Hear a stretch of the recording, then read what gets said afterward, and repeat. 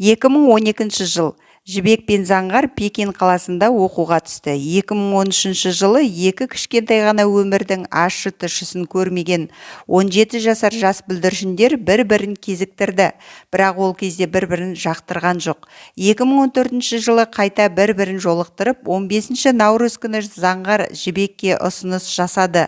Сол күннен бастап әр айдың 15-і екі жастың бір-біріне деген махаббат күні болып қойылды. Сол күннен бастап әр айдың 15-і бір-біріне сыйлық табыстайды. Өз үйінен, отбасынан алыста жүрген қос махаббат бір-біріне бауыр басып, арқа сүйер жақын адамға айналды. 2020 жылы Заңғар үлкен қателік жасап, Жібекті кешіре алмайтындай жағдайға жеткізді. Яғни олар айырылысты.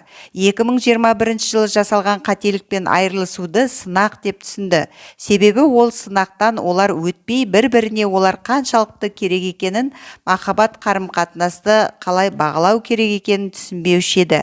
2022 жылы олар отау құрды. Осындай кішкентай кезеңдегі үлкен махаббатқа бұдан былай жаман ой пікірлеріңізді жазбаңыздар деп жазды әнші.